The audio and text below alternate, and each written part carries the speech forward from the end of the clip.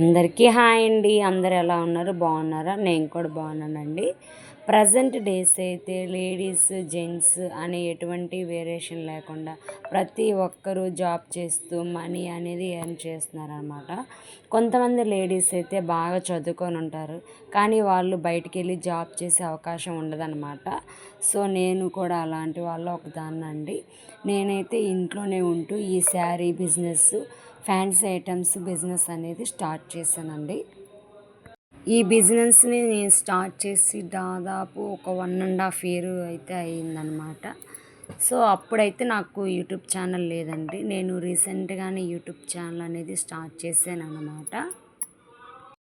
మనం ఈ fancy items clothing business start చేసేటప్పుడు మనం తక్కువ అమౌంట్తోనే స్టార్ట్ చేయాలండి. నేనైతే మినిమం 10,000తోనే ఈ బిజినెస్ని స్టార్ట్ చేశానండి.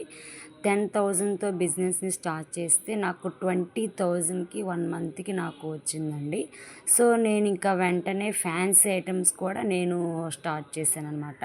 5,000తోనే స్టార్ట్ చేశానండి. 5,000 పెడితే నాకు 10,000 దాకా మనీ అనేది ఎర్న్ చేయగలిగాను అనమాట. ఎలా ఎర్న్ చేయగలిగాను, ఎక్కడ తెచ్చుకున్నాను, ఎలా అమ్మాను అంటే నేనైతే మాత్రం మీకైతే కంపల్సరీగా నేను చెప్తానండి. మనం ఏదైనా ఫ్యాన్సీ ఐటమ్స్ కానీ బట్టలు కానీ తెచ్చుకునేటప్పుడు ఎక్కడైనా హోల్సేల్గా అమ్ముతారు కదండి, అక్కడే తెచ్చుకోవాలండి. కొంచెం దూరమైనా పర్వాలేదు, హోల్సేల్గా అమ్మే వాళ్ళ దగ్గరికి వెళ్ళి తెచ్చుకోవాలండి. ప్రతిదీ చెక్ చేసి తీసుకోవాలండి.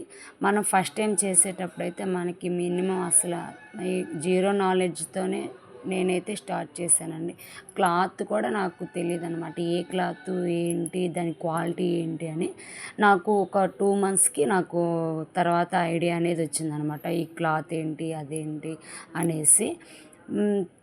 మనం అలా హోల్సేల్గా తెచ్చుకొని జస్ట్ దాని మీద కొంత ప్రాఫిట్ తీసుకొని సేల్ చేసుకోగలిగితే మనకి ప్రాఫిట్ అనేది వచ్చిద్ది అనమాట.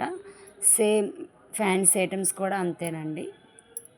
అలాగే హోల్సేల్గా అమ్మే వాళ్ళ దగ్గరే తెచ్చుకొని మనం సేల్ చేసుకోవాలన్నమాట.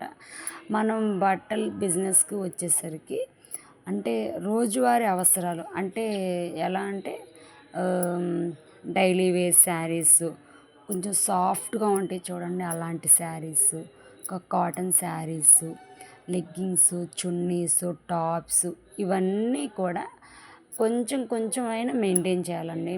ఆ 10,000 రూపీస్కే మనకి ఎంత వస్తే అంతకే అన్నీ కూడా మెయింటైన్ చేయాలి. ఆ 10,000లోనే మినిమం మెయింటైన్ చేసామనుకోండి ఫస్ట్, ఆ తర్వాత నుంచి జనాలు మన దగ్గరికి వచ్చి మన దగ్గర ఐటమ్స్ కొనేదాన్ని బట్టి మనం తర్వాత ఎక్స్ట్రా అనేది తెచ్చుకోవచ్చు అనమాట. ఈ ఫ్యాన్సీ ఐటమ్స్కి వచ్చేసరికి ఇవి కూడా అంతేనండి.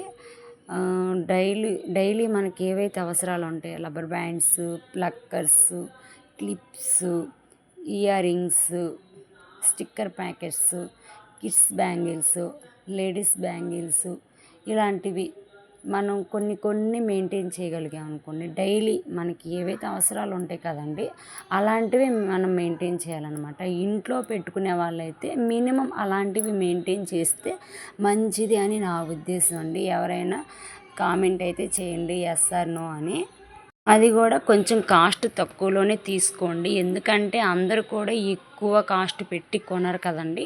మనకి వచ్చే కస్టమర్లో 10 మంది కస్టమర్లలో ఒక్క మినిమం 8 మెంబర్స్ తక్కువ కాస్ట్కే కొనేవాళ్ళే ఉంటారండి. ఎక్కువ కాస్ట్కి కొనేవాళ్ళు తక్కువ మంది ఉంటారు. కాబట్టి మనం తక్కువ కాస్ట్వి తెచ్చుకోవాలండి. మినిమం నేను చూపించిన ఇయర్ రింగ్స్ అయితే ఇవన్నీ 100 రూపీస్ బిలోనే ఉంటాయి అన్నమాట. సో అలా అన్నమాట. ఏవైనా కూడా మనం బయట షాప్లో ₹1 తగ్గించి అమ్మితేనే మన దగ్గరికి కస్టమర్స్ అనేవి రావడం అనేది జరిగిద్దండి. ఫస్ట్ మనకి కస్టమర్స్ మనకి కొంచెం అలవాటు కావాలి కాబట్టి మనం కొంచెం తగ్గించే ప్రాఫిట్ ఎక్కువ చూసుకోకుండా తక్కువే మనం ప్రాఫిట్ పెట్టుకొని సేల్ చేస్తే కనుక మనం ఈ బిజినెస్లో మంచిగా సక్సెస్ అనేది సాధిస్తామండి. ఈ బిజినెస్సే కాదు, ఏ బిజినెస్ అయినా సరే మంచిగా లాభాలు అనేది చూడొచ్చు అనమాట. ఎవరైనా కామెంట్ చేయండి, ఈ బిజినెస్ స్టార్ట్ చేసిన వాళ్ళు ఎవరైనా ఉంటే కనుక నాకైతే కామెంట్ చేయండి. నాకైతే సపోర్ట్ చేస్తారని కోరుకుంటున్నాను. సబ్స్క్రైబ్ చేయండి నా ఛానల్ని. నేను డైలీ వీడియోస్లో నేను ఏవైతే నా దగ్గర ఐటమ్స్ ఉన్నాయి ఇవన్నీ నేను మీకు వీడియో దూరంగా చూపిస్తాను. Please subscribe to my channel.